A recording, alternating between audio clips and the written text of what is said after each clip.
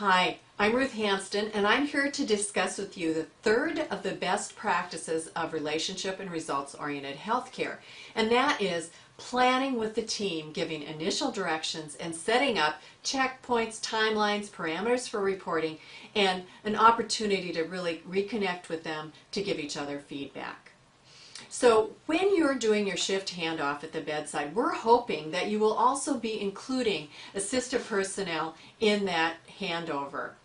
So at that point, if in fact the nursing assistant is involved in the shift handoff and can understand what the patient's plan of care is, you're able to then also give initial direction at that point to the assistive person, a nursing assistant or tech, and say, now, remember, Mrs. Jones, we're working on making sure that you get that ambulation going. So Julie here, our nursing assistant, will be working with you today and ambulating you after breakfast and actually right after lunch.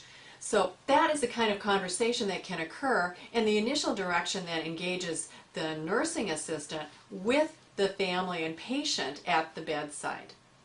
So the plan of care really begins right then at shift handover when you incorporate that initial planning with the shift report process.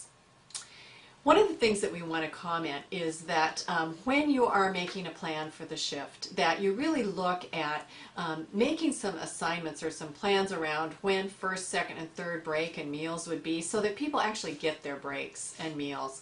And also that you know whether people have returned to from break, and that you're actually having a conversation about updating them on what happened while they were gone. This not only ensures people get adequate rest and hydration and nutrition, but it also means that you have some specific times that you're able to reconnect and get updates about patient care. One of the hospitals we worked with said that, we don't have to worry about making any assignments for any breaks and making those plans, because we're professionals and we do a great job with it every day. And that day I happened to be up on the unit at noon and was rounding to see how things were going, and I couldn't find anyone. And soon after, I began thinking about who I was going to call to get some help, because the call lights were on up and down the hall. The assistant nurse manager came running up the back stairway, and I said, what's going on? Because she looked really alarmed, and she said, oh, everybody was down at lunch. So it's really important to have some kind of a blueprint for how you're going to work together effectively and how you're going to be able to reconnect with those that are on your team. So what we've just discussed is a quick overview of the third of the 10 best practices. So we started with making assignments based on 4 Ps, shift report and handovers, including the patient's purpose, picture, plan, and part.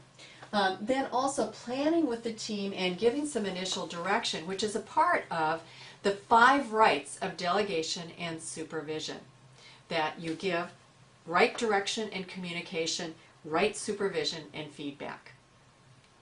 Thank you for joining us for step 3 of the Relationship and Results-Oriented Healthcare Best Practices.